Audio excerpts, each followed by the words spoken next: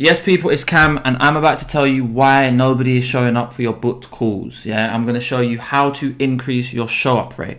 Now, the reason that this is such an important thing to touch on is because the first thing that you learn how to do when you get into this space, into the high ticket space, into the sales space, into the agency space, into any space where you need to sell, the first bottleneck that you have is setting appointments, right? No one knows how to set appointments when they first start. Then you focus all of your attention on learning how to set appointments. You learn how to set appointments. Then you set some appointments and you celebrate. But the job is not done because people do not turn up. So you set all these appointments, but now nobody turns up. And you realize very quickly that your second bottleneck is the fact that people don't actually turn up to your booked calls. Now, it's very important to touch on the fact that your Northern Star has to be new clients and not appointments booked.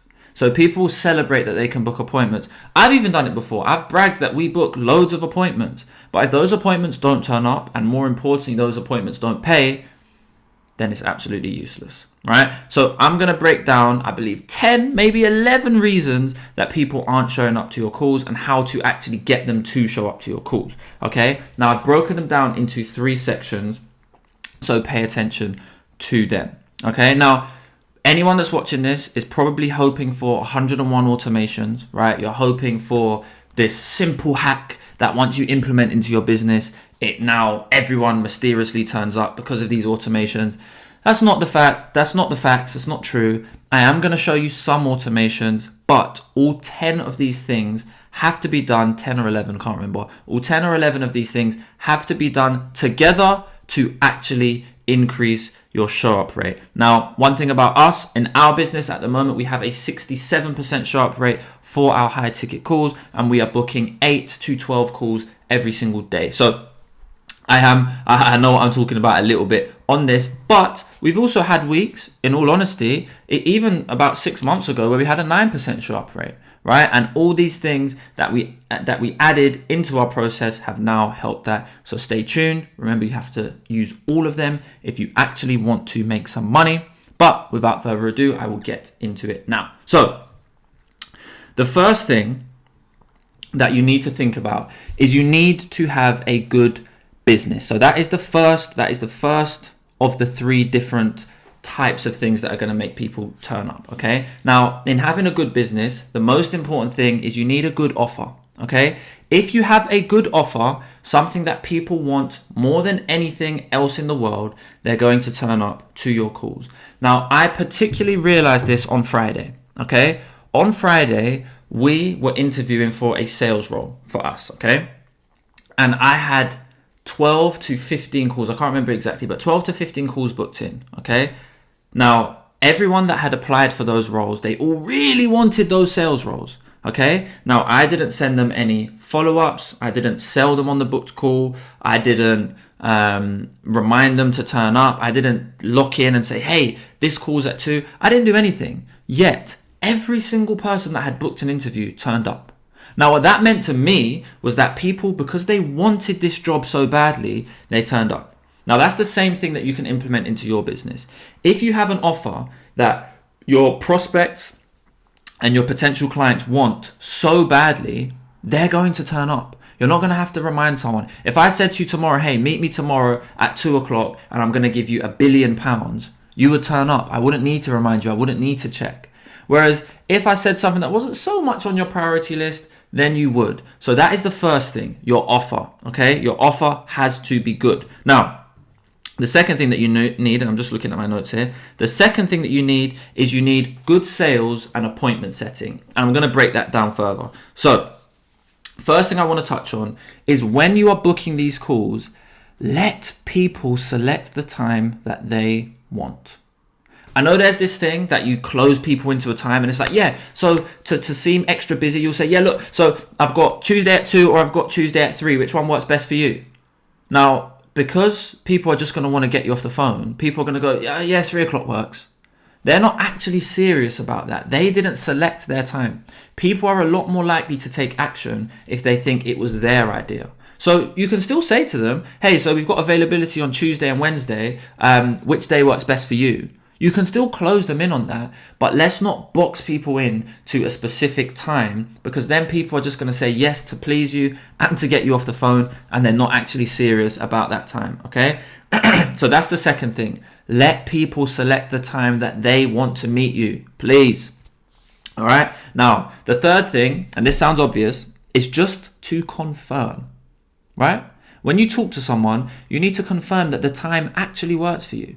And don't just confirm by saying, oh yeah, so you booked in at 2 o'clock, yeah? No, we don't do that. The way that I would confirm is at first I would say, okay, cool. So just to confirm, you're booked in at 2 o'clock, just to make sure that does work for you, yeah? Now, probably more often than not, they're going to say yes. So then I would double down. I say, okay, cool, perfect. And there's nothing that you might be doing at 3 o'clock that might mean that you might not be able to, turn up to this call.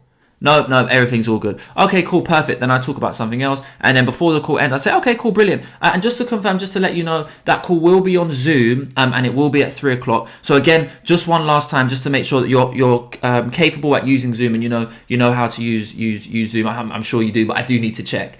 Okay, you do. Okay, brilliant. And again, like I said, that call is at 3 o'clock. And just to triple check, you're definitely going to be able to make it at 3. Okay? Just doing that, you're going to, one, make people, if they can't actually make it, after asking them 3 times, they're going to fess up and say that they can't make it. And the second thing that you're going to do is you've really almost made them promise that they're going to turn up at 3. Okay? So again, that is something that's going to make them turn up. But you wouldn't know this if you didn't learn the skill of appointment setting, which is such an important skill to learn. Okay? Now, the fourth thing that you need to do is to get them to fill out a qualification form on the phone. Now, it's funny because I was thinking about the things that we do, and I was actually looking around at different videos for what other people say that you need to do.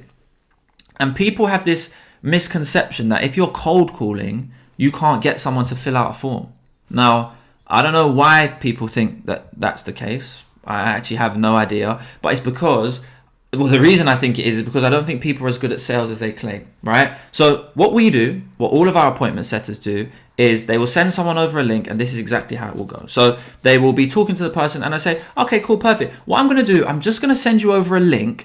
Is this the best number to send you over a link on? Oh, it is, brilliant. Okay, cool. So I've just shot you over a link. Let me know once you get that, yeah? They let you know that they've got the link. Now, after that, you say, okay, cool, brilliant. If you just click on that link and then let me know what you can see. Now they'll say, oh yeah, it's taking me to your website. Okay, cool, perfect. If you just scroll down, there should be a video on the front page. If you just scroll down, you should see a calendar. If you just select a date and a time that works for you, and then a few questions will pop up. So let me know once you've selected a date and a time. Okay, brilliant, perfect. You said. Now there should be a few questions on that page, just to find out a little bit more about your business and make sure that it's a good fit for both us and yourself as well. So there are a few questions. Now look, I can help you with answering them, or if you'd like me to, I can put a sock in it if you like. Now, if you follow that structure, you'll be able to get people to fill out a form. Now, the reason that someone filling out a form is important is because it's just a micro commitment. They've taken a commitment to working with you. Now, you might turn around to me and say that some people aren't going to fill out the form. And that is absolutely correct. But the same people that will not fill out a form are people that will not turn up to your calls. The other way to do it that you're probably doing at the moment is getting them to just book in with you at a random time. And they're just not going to turn up anyway. So I'd rather know ahead of time, hey, look, this guy's not going to turn up because he didn't want to fill out the form, than waiting and wasting more of my time. Okay? Now, another thing that people say that you should fill out the form for them. You absolutely shouldn't. That's weak. The only reason you would do that is if your sales skills aren't up to par. Now, if you fill out the form for them, that's less of a commitment. We want them to take action. We want them to do things that is going to take time and is actually going to require some effort, because the more effort someone piles into you, the more likely they are to put more effort into you effectively. Okay, so that is the fourth thing. Okay, now number 5, do not sell your service on that first call. So when you're setting an appointment, the way that a lot of people go wrong is they try to sell their service too much instead of selling the booked call. So this is all, again, still in the appointment setting section. When you're cold calling or when you're dialing, when you're appointment setting on the phone, you are selling the service too much. You need to sell the booked call. So something that I would even do is I leverage the fact that the booked call is going to be with a senior. I always say that. I always like to rely on a senior. I say that, look, my senior will know more about that. That way, you can leverage someone. They, instead of asking you all the questions, will have to wait to speak to a senior to actually find out the answers that they want, okay? You dangle the carrot. If you tell someone too much about what your service is, they're going to make up their decision before getting to that sales call, whether they want to turn up or not. Instead, if you dangle the carrot, if you tell them about all the positive things that they're going to get on that call, not in the service, on that call, they're going to want to turn up. The problem is we're pitching too much when we're appointment setting. We're selling the whole offer. Therefore, someone doesn't need to turn up. They know the price, they know the structure, they know everything about this. They've made their decision based off of that quick 2 to 5 minute phone call. No. Instead, we dangle the carrot. We make them want to turn up to that sales call because they think they're going to get so much value on that sales call from your senior, whether it be a senior, whether it be your business partner, whether it be you, but they're getting so much value from that call that they want to turn up. Okay? Now, that is the first 2 points. The first 2 sections are having a good business and good sales and appointment setting. Okay? Now, the last thing is having good systems. Okay? Good systems, very, very important. And I can fly through these a bit quicker because there's not as much that they need to be explained. So first thing is don't book someone in more than 48 hours away. So we only take bookings 48 hours into the future. Okay. Now the reason that we do that is because how quickly someone wants to book in a call with you, firstly, shows how serious they are about this service. So that's an instant way to figure out how hot or cold someone is. The second reason that we do that is because if somebody books something for a week away, they're way more likely to forget. That's literally what it is. Now, again, you might turn around to me and say, well, what if they don't have any availability in the next 48 hours? That's absolutely fine. You tell them, okay, cool, not to worry. We only take bookings in 48 hours in advance just because what we notice is that people tend to forget. And also our calendars actually get super booked out if we take bookings in advance. So what I'll do, I'll give you a call back in a couple of days and then we'll set a date then. Okay? Instead of begging them to book in 2 weeks time, just call them in 10 days time and book them in a few days ahead. That's all. Only take bookings 48 hours ahead of time. That's a system that needs to be implemented. Okay. Next thing, send them simple reminders. Okay. Basic stuff. We send them a text and an email reminder. We keep it simple. We send a text and email reminder 1 day ahead. We send a text and email reminder 1 hour ahead. And we send a text and email reminder 10 minutes ahead. Simple. That's all. Okay. Next thing is call these people before their appointment. So what I do and what we do, our SOPs, is that the morning of the appointment, we call, and we also call 10 minutes ahead of their appointment. Okay. Very, very, very important that once you book someone in, you call them in the morning and you call them 10 minutes before. And again, these are just relaxed calls. The first call in the morning is, hey James, just wanted to confirm, I know you've got that call with us today. Just wanted to confirm that nothing came up and that is something that you'll still be available for. That's all. They'll just say, yeah, perfect. Yeah, brilliant. Or they might say, oh, no, I need to reschedule. Each one is fine. Okay. Then you call them 10 minutes ahead of time and you say, hey there, Jade. I'm just confirming. I know you've got that call in 10 minutes. I'm just confirming that, you've got the link, you've got the Zoom link and everything's all okay. And that is something that you'll be on time to. Yeah, perfect. Got that link by me now. Okay, cool. Brilliant. What I'd say join a couple minutes ahead just to avoid any possible technical difficulties. You know how temperamental things can be at times. Yeah, brilliant. Okay, I'll see you there. Bam.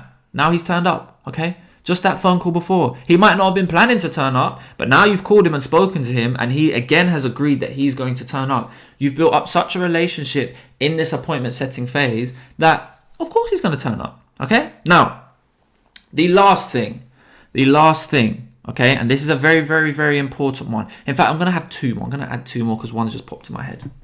The last thing I want you to do is I want you to build a relationship with that person after they've booked in the call. Okay, so you give them value and build a relationship. So after someone books in, you can add them on Facebook, LinkedIn, Instagram, follow them on Instagram, and send them possibly a free module, send them some value content, send them something that's going to help them, reach out with them, build a relationship with them. Find out more details about them. Say, hey, just ahead of the call, I know that you said that your marketing was struggling. Just out of interest, are you marketing on Facebook or Google mainly? Find out, build a relationship with them. Be a human being and send them content, okay? That is something that you can't do in an automation. Voice note them. Okay, be a human. I know that you guys want to have an automation where you send this and send that, but the reason that you want an automation is because you want to be lazy, right? If you're struggling with your show up rate, be more human than automated. Everyone else is automated. What we do is we hire and scale sales teams. The reason that we do that is because the human touch is so much different from every other business. So build a relationship with the person before their call and send them things that are valuable to them. You want to pop up in their mind everywhere. So when they go on Facebook, they hit you. When they go on Instagram, you're there. When they open WhatsApp, you're there. When you open LinkedIn, you're there. Now, don't go all stalkerish and all mad about it, but just send them valuable content. Build a relationship like you're trying to build a friend, because that is the way that somebody is going to turn up to your call. And then my last thing, my overarching thing, is be a human being. Be a human being. The job is not done once they book the call. Okay, so that was 9, maybe 10 points, I can't remember, on how to make people turn up to your booked calls. Now, we have a course that teaches exactly how to become an ace appointment setter and an ace closer, and you're not going to have any problems. The people in our academy do not have problems with this because we train them thoroughly on how to make people not only show up for appointments if you're cold calling or setting warm appointments, but also when you're closing those deals. And we also, disclaimer, have a guaranteed job at the end of that training. So if that's something that you're interested in, then just shoot me over a DM. If you have any questions or people are still not showing up to your calls and you can't quite understand this video, then comment below and I will help you out. If this video has been helpful, then like the video. And as always, if you want more value, then subscribe. Yeah, it has been Cam. Bye.